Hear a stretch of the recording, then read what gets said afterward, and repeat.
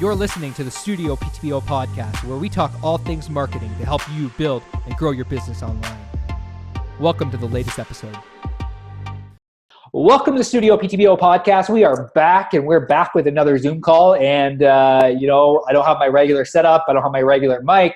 I do have some natural light coming in from the left, which is good. I strategically thought about that as we were hopping on this call. And I am joined with a guest, and I'm also joined with Neil Borden, business partner for Studio PTBO. How you doing today, Neil? It's surreal times every day.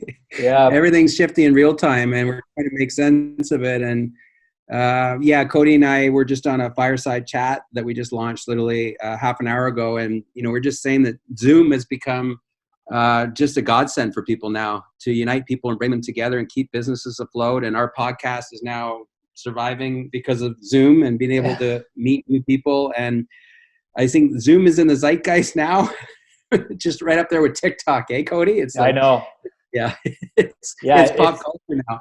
It's so cool, and it's so interesting to see something that mainly business owners have only used, to see the kind of the mainstream media pick up Zoom, and just people are using Zoom to communicate, and it's such a great platform. And I hope the platform doesn't crash like we said on the last call, because there's so many people using it now.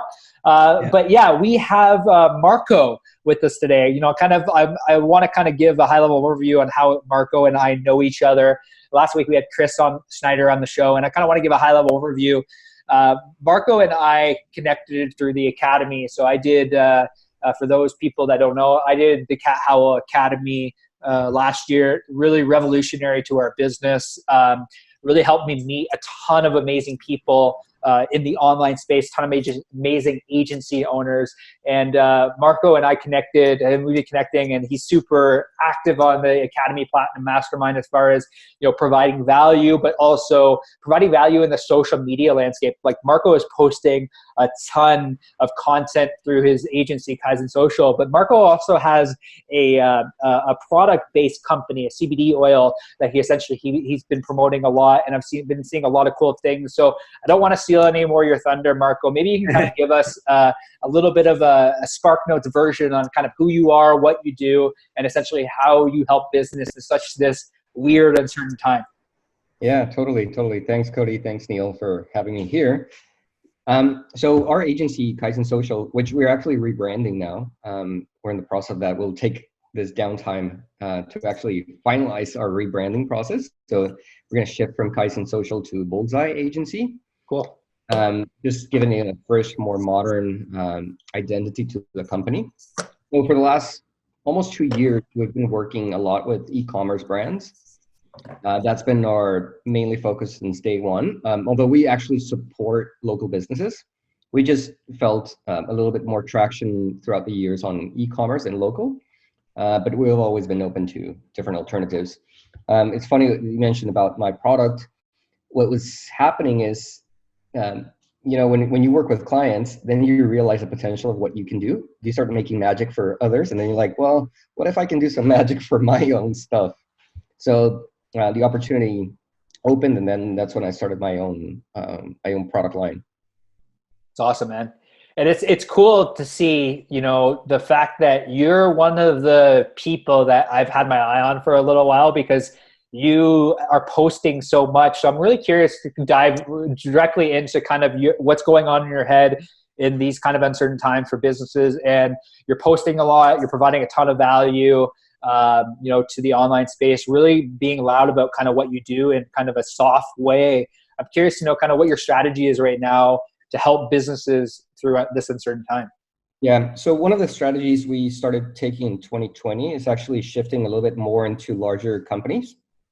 To start with, nothing against smaller businesses, SMBs, but we wanted to stabilize at least the growth in the company.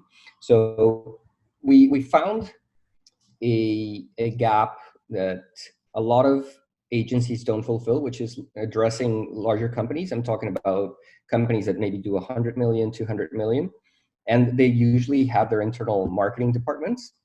But at the same time, these marketing departments, they're not specialized in anything of what we do. Like they really don't understand anything that we do. Even if they do paid media, they do it at a very basic level.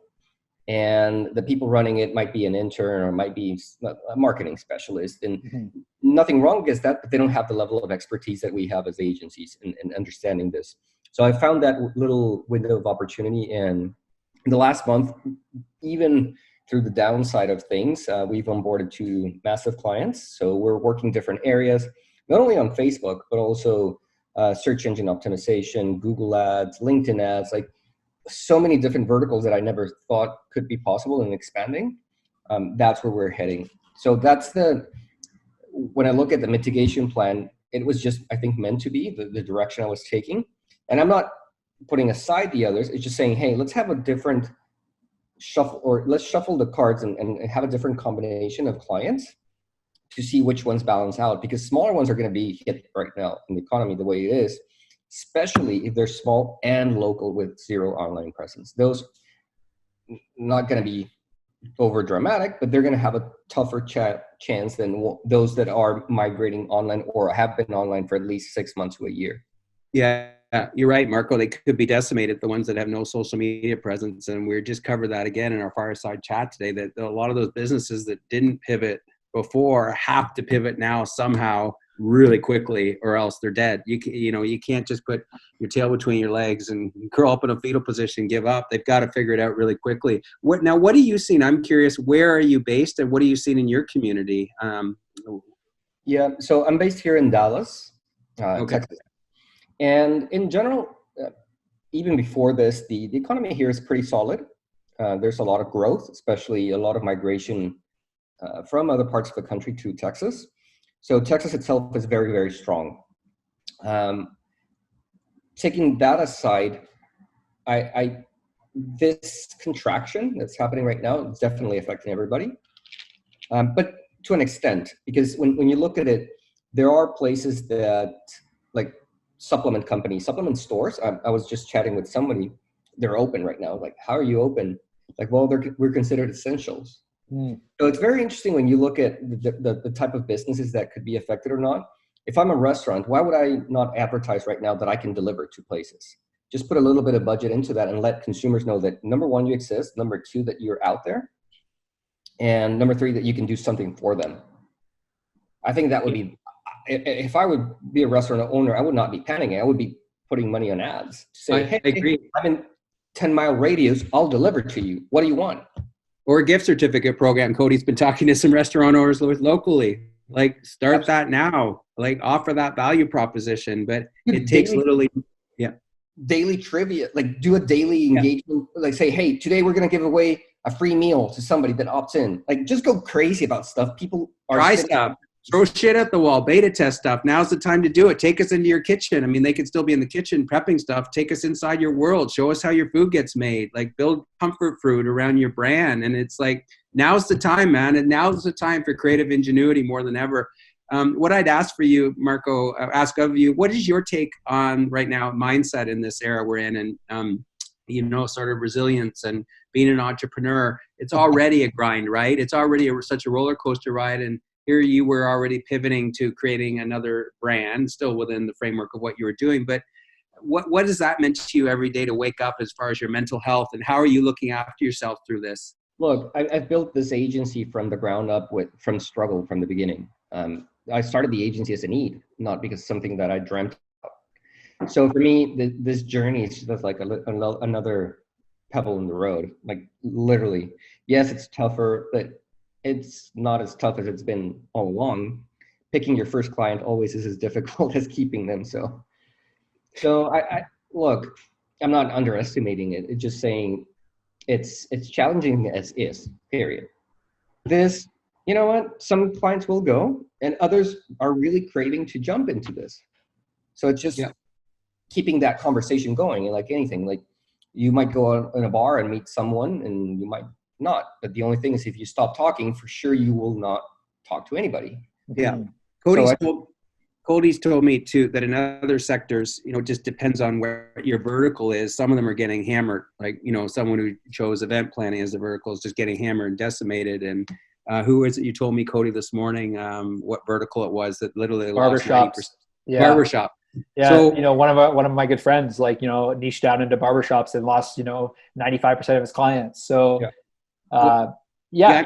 I'm curious, Marco, what do you think about, Cody's and I have always talked about this, the fine line between niching down, having a vertical, and diversifying. Like right now, we were talking this morning, like, thank God that we do have great verticals, like Cody's crushing it in a few verticals, but we're pretty diversified as a company. So we're able to rely on other revenue streams now to compensate for the loss we're getting in some product lines. So what's your take on that? Whether to niche down or not, put all your eggs in one basket or not? I think it's like any, when I see it, it's like just like investing. If you go all in on one thing, if that thing goes bad, then you put a lot of risk. You could have monetized well, but it's always safer to have a couple of different options. Like I have high paying clients, I have low paying clients. The low paying clients stick around, don't give me trouble. The high paying clients might cut the budget. So I think it's all about planning properly, planning your growth and your expenses. Definitely you will. I believe in having a blend of clients. Like for example, right now, the bigger clients can stick to a 6 to 12 month contract. A smaller client will be more challenging to get that. So I can focus on bringing at least 2 or 3 big ones that can provide enough cash flow so that my resources are paid and they're guaranteed work for the next 6 months. Whether I make a lot of profit or not, doesn't matter. It's whether I can keep my resources with me and not going away, because then that's going to be more expensive for me trying to find reliable people that commit, people get results, because when the market goes crazy, then they're gone. You have to start again and it's going to cost you more. So I think it's finding that balance where you don't lose a lot, keep people close, keep them happy. Look, right now I'm at a point where I think I could even probably get an ad buyer for $500. Like people are going to get desperate about getting campaigns. So you might be in a position to actually trade and say, I've discussed this with friends, like I'm shifting work towards Australia because right now the exchange rate is phenomenal for me. So I can get a high quality ad buyer in Australia for way less than an American would cost me. Yeah. So it's always, I think the key is, there's no right answer. There's no solid answer. It's all about adapting. So you have to adapt and move and see what's working and move and shift and test and keep adapting. I love that, because we chatted about that. We just got off a fireside chat call, like with an hour and a half call with our community, people that are, part of the StudioPTBO marketing hacks group about pivoting. Like there are businesses right now that need to pivot. And if you're listening to this replay and you're listening to this on iTunes, Spotify, you need to figure out how you're going to pivot in the online space. Like Marco mentioned, is that 10-mile radius about running a gift card offer or telling people about what you're doing. Like that's, the encouragement we have more than anything right now, where it's like, if you're an agency owner, if you're a coach, if you are a small business, if you're running a larger company, it's like the name of the game right now is pivoting. Like how can you pivot to stay alive? Not just stay alive, but thrive. It's like, and that's the biggest thing, where it's like everyone's focused on staying alive. It's like, how can you thrive in the midst of adversity? Because oftentimes when there's adversity, there's massive upside and massive opportunity in the midst of adversity. Totally. Look, even as we're speaking right now, like my brain is going. I'm just thinking of all the restaurants a mile down my place. I think everybody's in that position. Like, of course, I'd like to really charge nice premium prices like we do. But right now, I can guarantee you, if I walk to down there and I say, hey, we'll help you bring clients, $200, because like literally, like just we'll set your campaign up like quick and dirty. We'll work this out. Don't worry about the economics of it. I can guarantee you, most places will say, yes, I'm up for that. So it's just a matter of just walking and saying, hey, this is what I've got. You want help? Do you want help? Do you want help? I'm not asking you money. I'm telling you want help. I love it. It looks like you're going to get some exercise after this, Marco. Plus, you're going out on the street. It is a great idea, though. Cody and I have been trying to figure out how we can work with local restaurants, and we've kind of been soft selling because it's a weird phase, right? This fine line between it's harder to hard sell right now, but I feel like people are getting back into business mode because the economy's tanking so quickly that it's like we have to Look, business owners, we understand we have our own internal costs and how to manage a campaign or not. Yeah. We also understand that running a restaurant campaign is it's not going to take you 8 hours and you're going to be not sleeping and spending. We understand how to set it up and boom, crank it up. Yeah. So at the end, it's not about whether they're going to pay you or not. It's about you got your foot in the door. And then when this stabilizes, they're going to be, this guy looked out for me. Yeah. And then you're in, and then boom. So it's not, I think us as marketers, we have to think not what's happening today. It's how can I build that relationship for when this goes away in the next month? Are they going to come back for my help? I think that's where we should be looking into. Yeah, I agree. It's a relationship build. What's your take on, and you kind of touched on earlier, retention. So the value of retention is higher than ever right now, and customer service. And I assume you, like us, Cody and I, entrepreneurs, really foster that relationship and touch base a lot with our existing clients. Has it become even more magnified to you now, or are you just, because like you said, it's a lot more expensive to prospect for new clients than to just maintain a solid mix of existing clients at different levels of. So what's your lens on that? Look, if I can keep them full rate, I will. If they need a little bit of a break, hey, this is extraordinary situations, absolutely. I have clients that are making a lot of money right now. Like one of our clients, this month's ROAS is still at 8.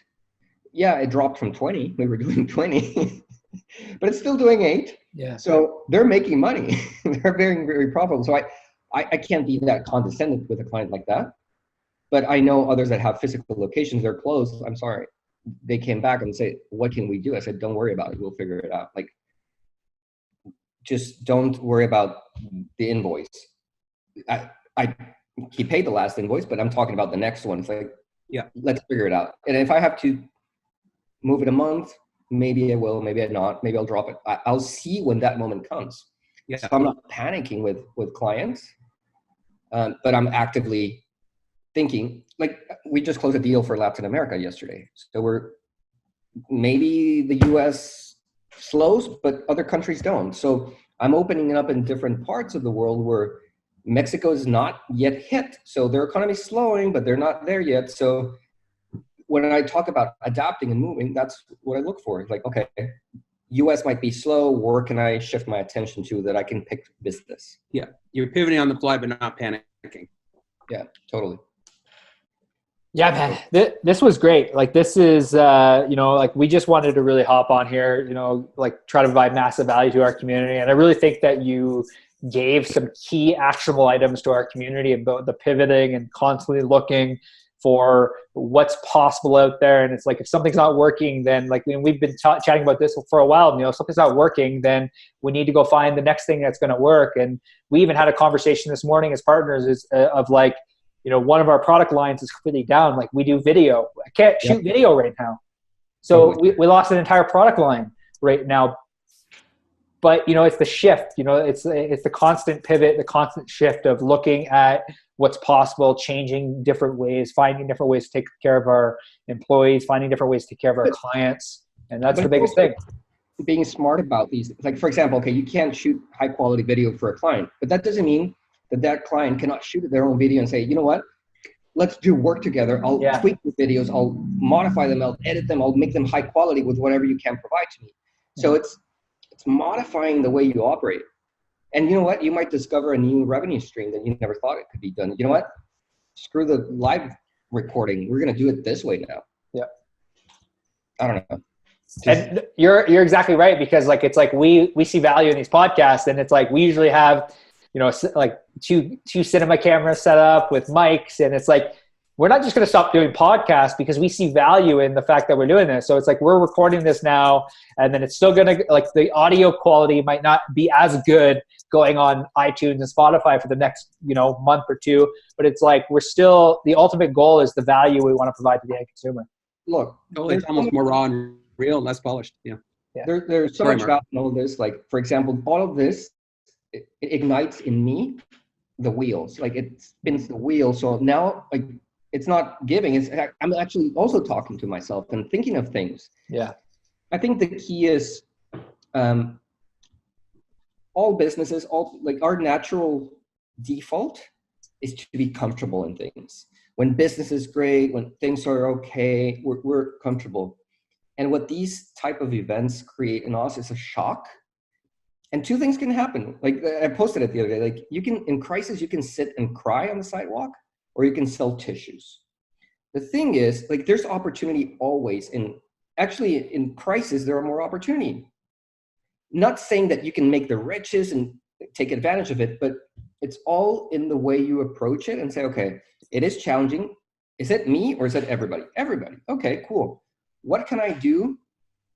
How can I visualize something? I can do push-ups right now every hour and get buff, or I can eat chips.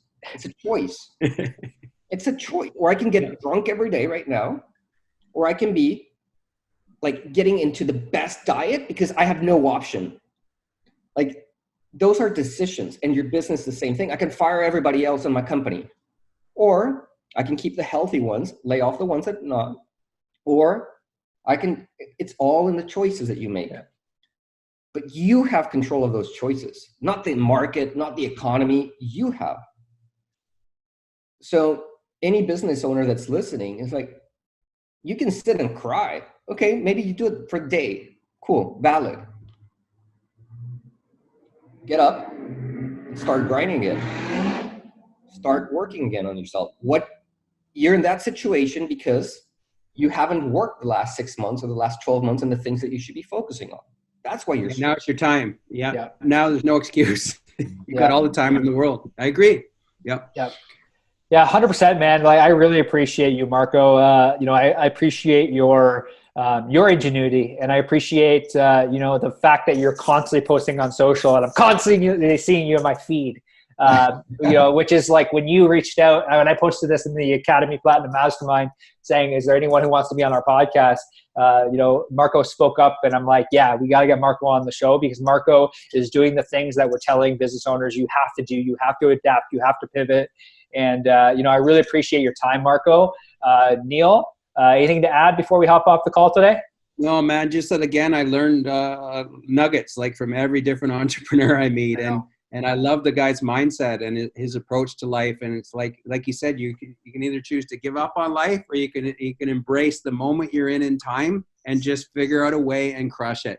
And I think there's so much opportunity right now in this, that the ones that have that mindset and approach that Marco takes and being open to new ideas are the ones that are going to destroy it when things get back to normal. Yeah, 100%.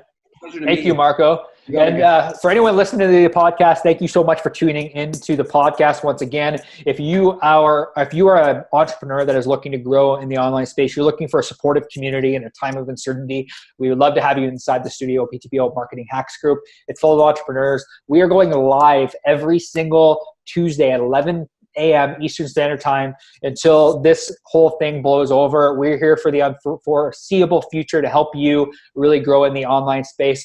Thank you so much for tuning into the StudioPTBO podcast. We will see you soon.